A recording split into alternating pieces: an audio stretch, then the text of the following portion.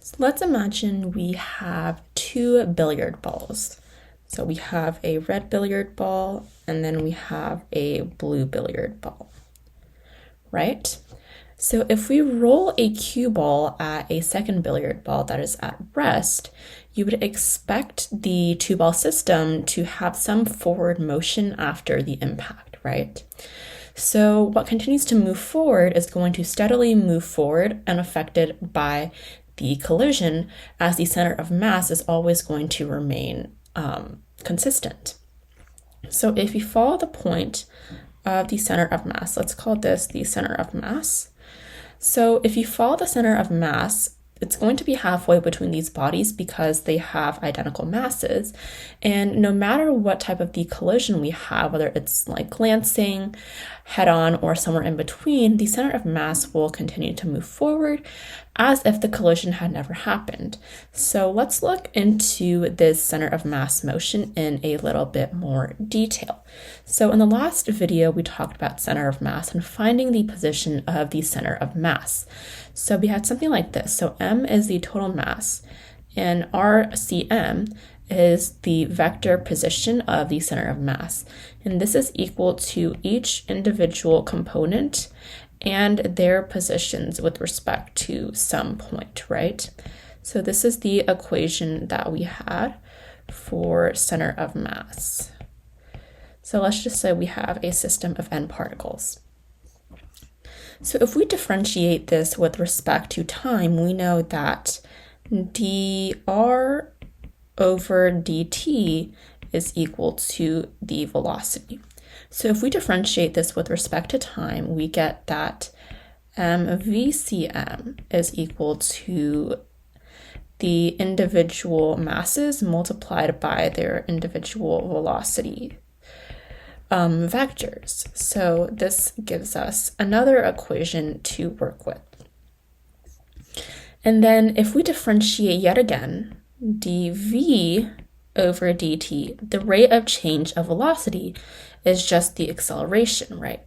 So we can write this as macm equals m1a1 plus m2a2 all the way to mn, right? But if we recall, ma is just equal to the force. So we can rewrite this as the force on each particle, the vector of the force in each particle. So this gives us a new equation to work with. This means that F net equals the total mass of the entire system multiplied by the acceleration of their center of mass. So this is going to be a key equation for today.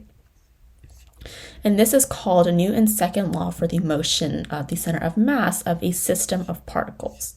And the three quantities that we're working here are F net, which is the net force of all external forces. So we don't consider internal forces because in the end, they would all cancel out, right? And mass, capital M, is the total mass of the system, not the mass of the individual particles. And ACM is the acceleration of the center of mass of the system. So we can divide it into three equations that involve the components along the three coordinate axis. And these would be the equivalent of this single equation. So if we split it up, we get F net in the x direction is equal to MACM in the x direction. F net in the y direction is equal to MACM in the y direction. And finally, F net in the z direction is equal to MACM in the z direction. And this is equivalent to that singular equation with the vector hat on it. So if we go back to the billiard ball example, once the cue ball has begun to roll, we have no external forces acting on the two ball system. So this tells us that F net equals 0. So F net equals 0, right? Which means that ACM must also equal 0 because we know that mass does not equal 0. And because the acceleration is the rate of change of velocity, we can conclude that the velocity of the center of mass does not change. So when the two balls collide, the only forces that come into play are internal forces from the balls on each other. And these forces don't contribute to the net force, so that remains 0. So this tells us that the COM of the system, which is moving before the collision, must continue to move forward after the collision with the same speed and in the same direction. So the speed and direction will all stay the same.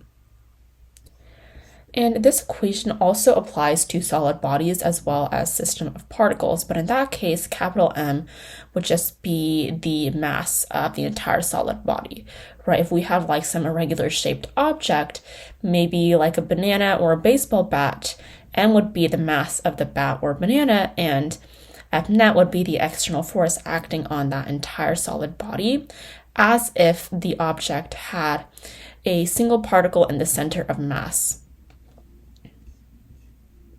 So this equation allows us to perform some pretty powerful calculations when we look at interesting scenarios, like if we have, for example, a object thrown off a cliff and then exploding in the center here. At a certain point, it explodes, right? But if the collision hadn't occurred, this object would have continued along the trajectory along this red line, right? But even if it exploded, there's no external force other than gravity acting on it. So the center of mass will continue to follow that trajectory even after the object has exploded into certain fragments. So even if one fragment goes this way and the other fragment goes that way, the trajectory of the center of mass will continue to follow this red line. So that is a very interesting scenario that we can discuss with the center of mass equation and Newton's second law for a system of particles. I hope you guys have learned something new, and I'll see you guys in the next video where we'll go into more practice problems relating to the center of mass.